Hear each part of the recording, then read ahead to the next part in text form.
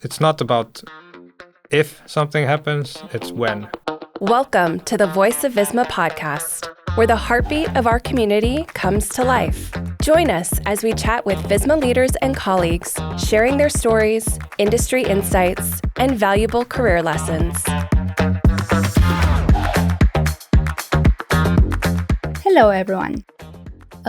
Welcome back to Voice of Visma podcast. I'm your host, Diana Kiyoshi, and today I'm sitting down together with Joakim Tauren, our Chief Information Security Officer for a small business segment in Visma. Today we will be talking about the Visma Security Program and its benefits for our companies and our customers, of course. Joakim, thank you for being here. Thank you for having me. It's an honor. That's great. Before we kick off things, could you please tell us a bit about yourself? Yeah, so I'm Joakim Tauren. I'm from Finland. I'm now over 40 years old. I won't disclose how many years about.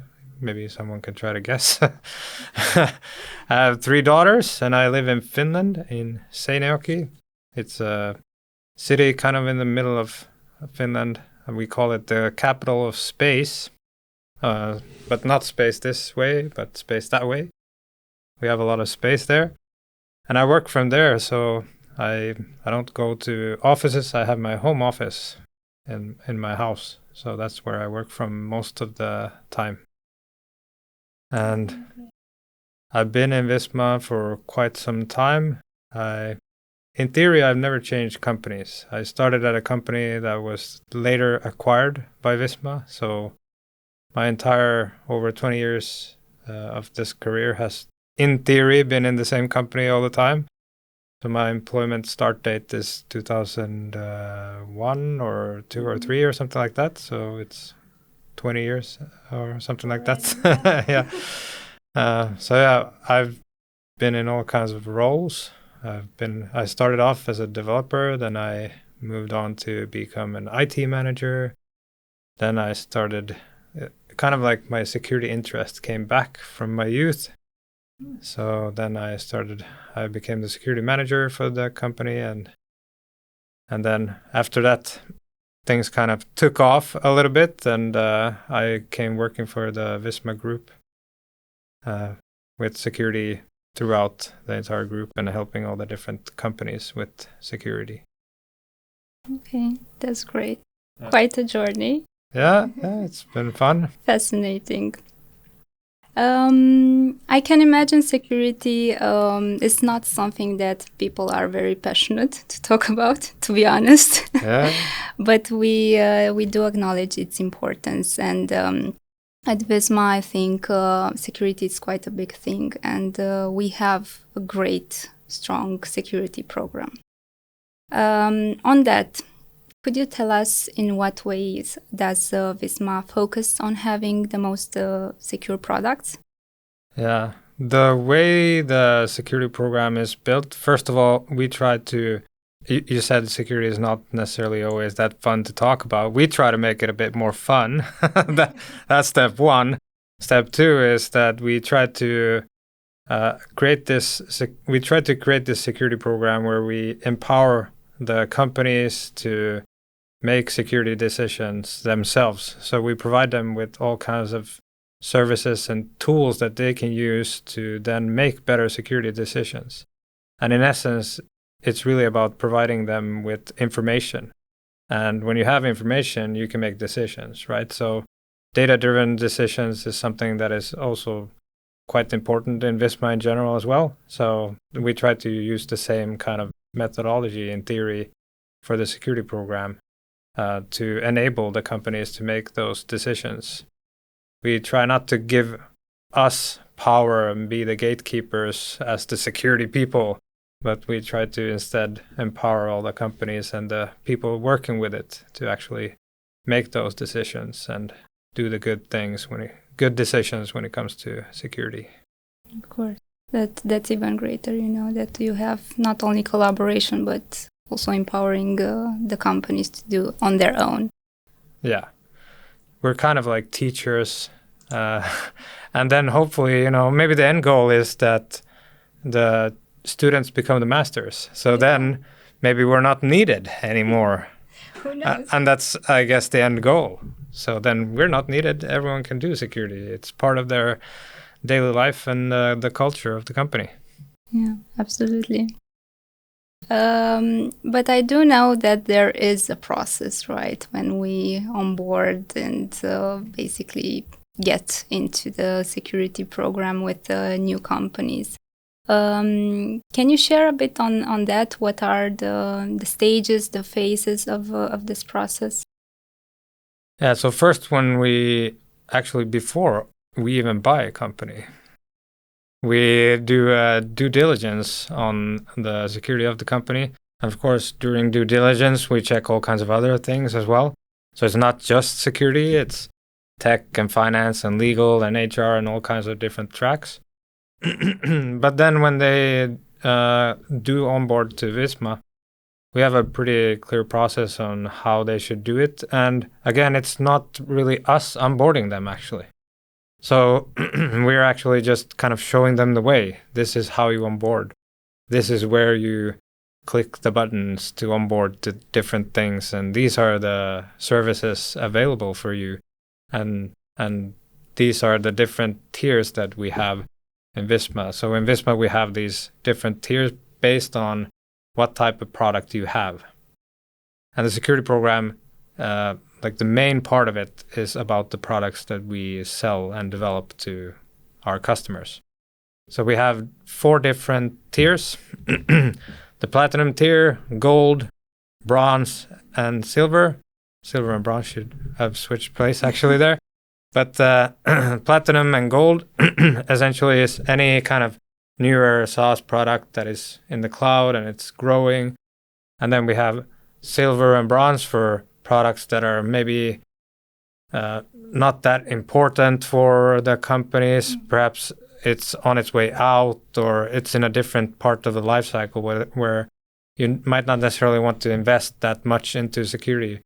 Or maybe it's not the main purpose. Maybe there's not that much important data to protect in the system. So everything is kind of dependent a little bit on what type of product it is that you have. And these tiers kind of help these companies to then understand how they need to prioritize the work they do related to security depending on their tier. So it's kind of like a little bit of a modified approach to how you should do depending on who you are and what products you sell. I can imagine it's not the same recipe for everyone. You have to customize depending on the needs. Yeah, adapt a little bit to everyone. Okay. But of course, the most important strategic products that we have, they have to onboard to all the security services that we have, and they need to fix everything, all the vulnerabilities that are found. They need to fix them quite fast and so forth. So it really, when it comes to like especially the platinum tier, for example, you need to fix all the vulnerabilities within a certain number of days. Otherwise, you get points, and these are penalty points that nobody likes. So they try to get rid of them as soon as possible if they do get them. And how are the companies responding to the whole process? What's the feedback that you get? I think most of them really like it. Some of it find it to be quite a bit of work, of course. Depends also a little bit on what their experience is with security before. So it can vary quite a bit. Some of them don't like it that much, but I guess it's kind of like your kids don't necessarily, like bathing or washing themselves, but you're like, okay, well, you have to go and wash and bathe, otherwise you're dirty. So it's a bit the same with security. So you need to do it. You need to secure the products that we have, and ultimately it's about securing the customers anyway. So we got to take care of them. But I mean, yeah. Some really appreciate it, and the ones that really, really appreciate it really understand also how far along it is compared to other companies in Europe, for example, how comprehensive it is, how much protection you can get, and how many great service we provide to all the products that we have. So speaking about the products, that was actually my next question. How many products are already onboarded on the Visma Security Program? I think we have about 700-ish products. So as you know, Visma is quite big, and we have, I think the latest number was about 180 companies in the group. So 700 products and 180 companies, 16,000 employees. Wow. The people that don't really understand and know Visma, maybe they see Visma in a certain country like Finland, Norway, Sweden. They see certain products, or they see Visma's logo somewhere. They might not realize that, okay, well, it's actually a pretty big company. So when I mentioned to some people that I talked to at conferences and things like that, it's like, oh, we actually have about 700 applications. And they ask about a specific one, for example, okay, what's the situation with this one? And I'm like, well, I can't remember, but I can check it later, but I don't remember because we have 700 products. What? Yeah, it's a pretty big company. Yeah, it's quite a journey to onboard all of them. Yeah, and yeah, and imagine if we would be sort of like a traditional company where security is gatekeeping everything and doing all the things for everyone. And then imagine I would have to do everything for all the 700 different products and say like, no, you cannot do that. You should do that. You cannot do that. You should do that. That would take quite some time. We would need a massive security team to be able to do that. We spoke about our companies and the products, but I'm also curious to see what are the impacts that you see on our customers. Well, one of the biggest impacts maybe is the way that we handle incidents. So when something happens, it really is, it's not about if something happens, it's when. So when something does happen, the way any of our companies handle it is more or less in a professional way. There's we have a process of how you should handle an incident, and you can always contact security at Visma, and then they will help you along for any incident that you have.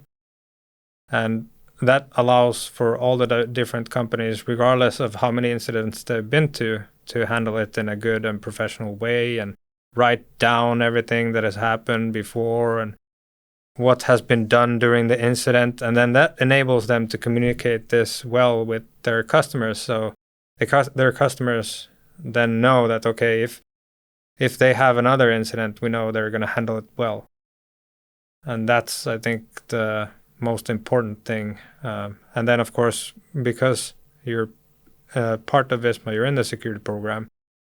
We have the Trust Center, for example, on Visma.com, where you can go and look up any product and you can kind of see their situation when it comes to all kinds of different technical aspects and where the data is stored and how are they doing.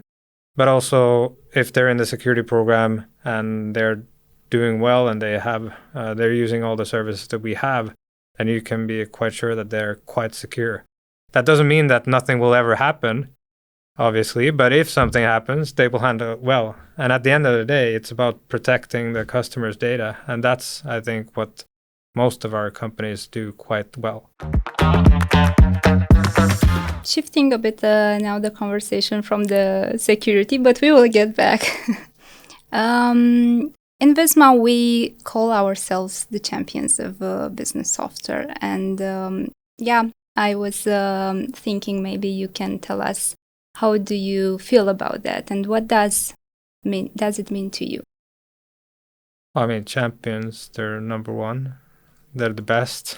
So that's pretty clear. I mean, we try to be number one in all the markets for all the different products that we have. We try to be the best in all the different markets. We try to be the best in a lot of different things. We try to have the best products. But I have an agenda to be the best at security. So of course, we should be best at security as well. And I think we're doing a pretty good job. I don't know if we're the best, but we're pretty good compared to others, I would say. So I think we are champions in our own way in a lot of different aspects. Yeah, absolutely. And I think it's also the growth mindset that you can see clearly in everyone within Visma. That's, I think, something that is driving us to that. Yeah, and we have this one company that kind of like any sort of metric where you could see top, performers, they want to be like number one on everything. so a lot of the different companies and their MDs are quite competitive. So even internally, they compete like to be the best. So yeah, I think that's good, and that also is displayed outside externally when we win market shares and we handle incidents better than everyone else and so forth. So then that's how we become champions. We're just the best at everything, or try to be. We can't always be the best. That's the most important. Yeah. And talking about champions, I know that Visma Security team is quite a powerful team. And I was happy to learn that your team has been recently nominated in the Outstanding Cybersecurity Team category at the 2024 Cyber Outstanding Security Performance. Wow, that's impressive. How did the security team reach the level that they are at today? It's kind of like, 2024 awards, the same year as we have the Olympics. I think there's a bridge to be pulled there. It's kind of like if you're training for the Olympics, you have to be consistent throughout the years. So I feel like we've been consistent throughout the years, and we've improved, and we've added services. We've done a lot of things, and we've published research. We've done all kinds of things to improve the entire security program over and over and again, iterating it, and I think also gamifying it through our internal index that has these platinum, gold tiers. That has really kind of helped the companies to understand better what they should do and how and when. So I think it's consistency over time, and then just continuously improving your performance, just like any athlete. And that's one of them. The other thing is to then not seek power to ourselves and not be the gatekeepers of security, but rather try to empower others to do that. So all the services and everything we provide in the security program are catered towards them being able, the customers, or in our case, they're customers, but the companies in Visma, to be able to make those decisions, get that information, get that data in, so they can make data-driven decisions regarding security. And that really helps them, and it empowers them to do that. And by doing that, so we, as the end goal would be to remove ourselves, maybe. So then maybe we're not needed anymore. Yeah, that would be quite something. Yeah. And how is the security team distributed? Is it in one place, or do you work from different offices in different locations? Yeah, we have people in, I'm not even sure how many countries. I don't remember all of them. But yeah, definitely all around Europe, and some in South America even. And those are the night shift people for the security operations team. So in total, I think we have about 80 people in total for the entire security team in group, in the Visma Group. But I think we have a lot of people in Romania, and we have quite a few in Lithuania, and then Nordics, including Denmark. I'm not sure if Denmark is in the Nordics. Someone can debate that. I don't remember. Maybe Scandinavia. But then Finland is not part of Scandinavia. But yeah. And then Portugal, Spain. and so forth. A bit everywhere. Yeah, and if you have, for example, team meetings and stuff like that, it's all online because most people work from home. Quite a few in the security team especially like to work from home. So most of them work from home. We do have a few that go to the offices, a few here in Oslo and a few in Romania. I think some of those go to the office. But most of them work from home, from random locations around the world. Yeah. Great. My next question, and actually the final one for this episode, I'm taking you a bit back to the initial part. What inspired you to pursue a career in the tech industry and specifically in the security field? I think I was maybe around 7-ish, 6 or 7, when we got our first computer to my house. I think I kind of knew back then already that I wanted to work with computers. And then at around maybe 13, 14, something like that, I hacked my friend, Okay. who is now a developer at Supercell. And it turns out his mother was on the computer at the time. So that kind of sparked a little bit of interest into, security and hacking. I think it might have been some kind of movie as well during that time. So I think that's kind of where that part came in, but then it kind of went away a little bit. I still knew I wanted to get into IT, and I've done, all my studying and everything regarding that. So I kind of knew. I also had the chance to go to the United States for a trainee program from the university where I studied. So I went to Lawrence Berkeley National Laboratory in Berkeley in California, working at the particle accelerator with a nuclear scientist, programming for him. He had like this Microsoft Access database with a ton of information about the experiments that they've done, and then created a website where other nuclear scientists around the world could search data from his database. Yeah, and then I came back to the company where I kind of am still today. So yeah, That's really, really great. So it was from the early stage of your life. You had the spark on that. Yeah, computers. And, wow. You build it up. Yeah, and I actually, my dad doesn't remember it, but but I was kind of like always playing with everything on his work computer even. So I accidentally formatted his entire computer, which means everything was deleted from his work computer.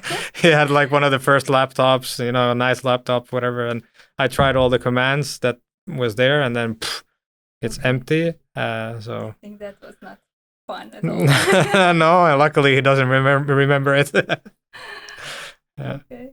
And he was the CEO of a pharmaceutical company in Finland. So wow. Yeah, that was great. Great experience. Great experience. Yeah. Not that great for him. No. Okay.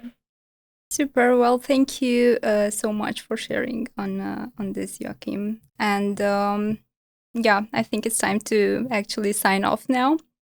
And I wanted to say a big thank you because you also said yes to our invitation, and also for opening up in this conversation and sharing so many things about your experiences, not only at Visma, but also from your early career, let's say, stage. And also for sharing the insights about the Visma Security Program with us. Thank you so much. Thank you. And for our listeners, we hope that you enjoyed this conversation today. Don't forget to follow us and subscribe to the Voice of Visma podcast platforms. And we hope to see you next time. Thank you.